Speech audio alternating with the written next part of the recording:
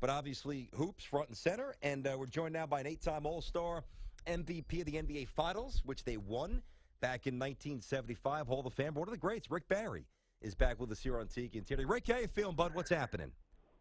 Well, I'm doing good. Just getting ready to play in Larry the Cable Guy's charity golf event out in Lincoln, Nebraska. Oh, nice, man. Cable. I know it's not quite that cable guy, but Rick, let me ask you, number one, has anybody or have you ever stepped over somebody with the intention to, how do I say, marbilize somebody?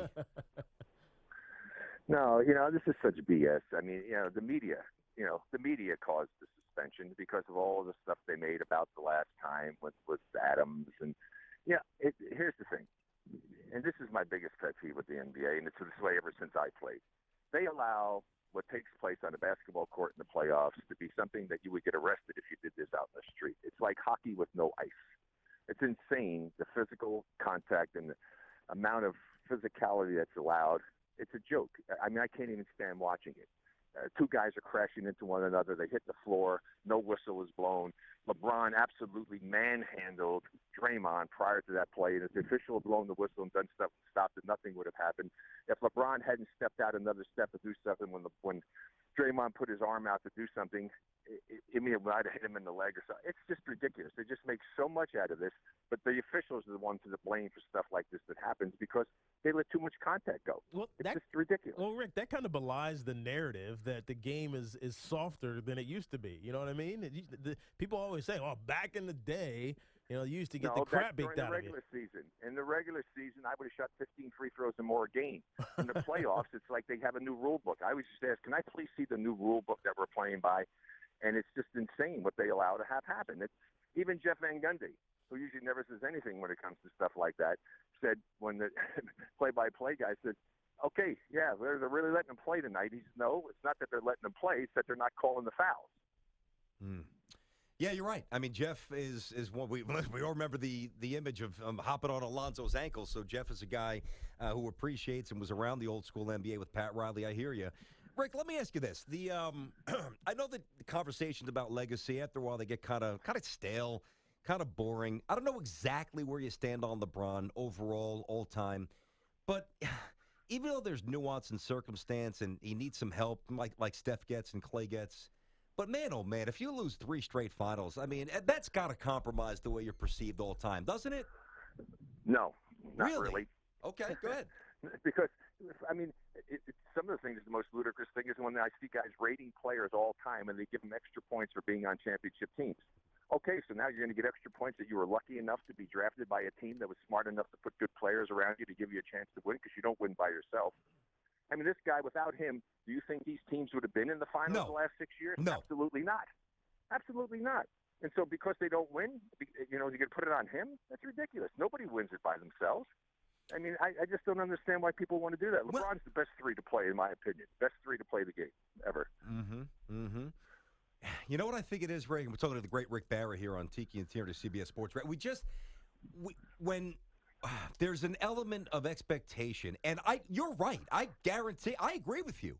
But the way the world spins now pertaining to sport, it is what it is. And this will absolutely tarnish the way people remember him, as sad as it is. And I agree with you, though, Rick. I do. But it is what it is. Do people have a tarnished image of Jerry West? Jerry West lost more finals. Yeah, he lost a lot. Finals. I know. You know what, Rick? Yeah, he also had better players on his team. Yeah. Elgin, yeah, no, I got you. An older Wilt. Give me a break. Well, for them to do that to LeBron is a disservice, and I think the reason is because he's an anomaly. There's never been a player with his size, his athleticism, his strength. True. And people think that he should just be able to carry a team to a championship. It just doesn't work that way. Yeah, it's not. It's a team game. It's not as easy to score 50. It's not like you're a baseball pitcher and you can throw a perfect game and win. Even then, you need your fielders behind you to do something, and you need your batters to at least score 1 run. Well, what's the best way then to define greatness in your sport, Greg? Because you talk about LeBron, and we obviously know that Steph, who is the first unanimous MVP, is great, but a lot of it is a product of what's around him. You know what I mean? That the Golden State Warriors have built an unbelievable franchise with role players who can play like superstars at times. No, what it is it's just a matter of how does the guy consistently play at a high level, and does he perform and do things better? I heard a guy yesterday on a show before I went on the other day, and he said, yeah, well, LeBron, if you say he's not the best shooter, he's not the best this, he's not the best that, and I'm going, okay. And then I get on and I said, like, tell this guy, here's the thing, okay, how many other guys are maybe second in every one of those categories? He may not be the best in any, but he's damn close to it in all of the categories. Well, but he's not the second. Rick, hey, with all due respect, he's not even close to being the second best shooter. He's not a good shooter. No. I said, okay, that's fine. Okay, so I'm not saying every single one. If he's damn close, that's his Achilles. I was the one that made a big deal about his shooting when he first came into the league. Well, never got any credit for it, and he got his elbow in, and it made a big difference. But he's not a great shooter. But the thing is, everything else that he does is pretty spectacular. The guy's an amazing player. And nobody's been like him, and he's better in most areas than any other player is in those particular areas.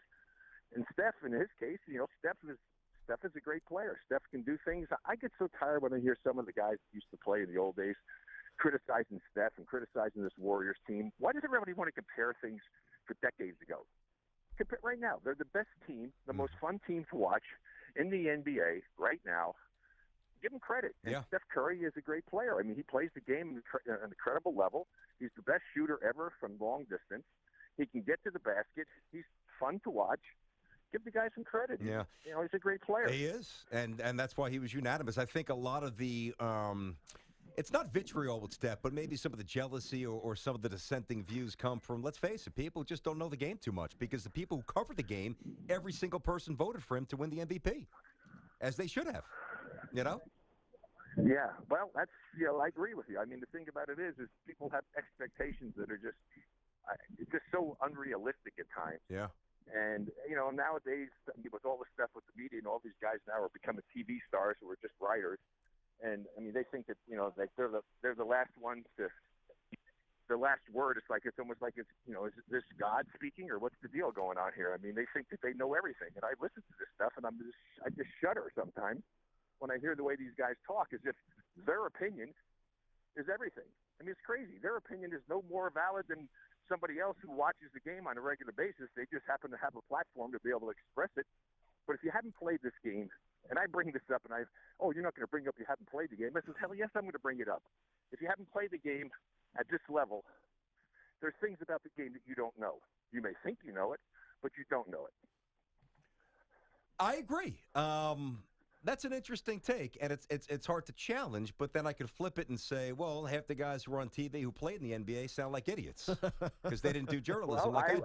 I would say that, too. Sometimes I'm listening to some of these guys doing stuff, and I'm going, what the heck game are they watching? Why aren't they talking about the things that are taking place out there? Yeah. Why is nobody talking about the moving screens? Why is nobody talking about the fact that guys don't set their man up properly to use their teammates? It's appalling. Oh, Rick, I just meant grammar, by the way. I wasn't even going that deep, Rick. Talking to the great Rick Barry, 1975 NBA Finals MVP, a champ, Hall of Famer as well. Tiki and Tierney's with us. Rick, how are the Golden State Warriors emotionally going to be without Draymond Green? Obviously, I mean, Steph and Clay. I think it's going to be good for him. Really? How so? I'm trying to cut you off because I got to get ready to go in this golf tournament. But here's the thing. I think the Warriors can beat them without him. I'm looking forward to the game to see how they meet the challenge, mainly because of the fact that they're going to really be focused. They got something they want to try to prove, and it's going to be fun to see what happens. They'll probably start Iguodala, and they'll probably play Sean Livingston a lot more. But I think now these guys have a challenge. Let's try to go and show people that we can win, even though we don't have Draymond Green. And as great as Draymond Green is, and the Warriors wouldn't be who they are without him, at times he gets a little carried away offensively, and he disrupts what they're trying to do. And I think they can win without him, and I hope they do, just to prove all of these great guys wrong. Like I tried to tell them last year, the Warriors only played 2.5 quarters of good basketball in any one game last season in the finals, and still won. Yeah. And I think they're going to do well tonight. I'll be surprised if they don't. Team basketball wins in the NBA, at least over the last couple of years. Hydrus Performance, HYDRUS Performance.com. I click on this site here, Rick, and it's like these jacked up bodybuilders, and there's a wrestler. Tell us about it. Well, basically, most people in the world, and it's been proven, walk around every day dehydrated. And so if your body's not hydrated properly, it doesn't function. So people have to function properly. And so if people got themselves hydrated, they would have their body functioning properly, get rid of probably a lot of ailments and that they have now. And so there's no sugar in it. It's a concentrated formula. And if you try it, put 24 in the promo code, you get an extra discount. You can walk around with it. I travel with little packets that I pour into half-liter bottles, and it's great when you're working out or just great every day to be drinking it when you're just sitting around, because being dehydrated is not a healthy thing. As I say, no sugar. It's got some flavors. Put 24 in the promo code, hydrasperformance.com. Check it out and get your body working better. There you go. Hit him straight, Rick. Have a good time today, man. Thanks, guys. Take care. Be You good, Rick. too. Back at you, Rick Barry.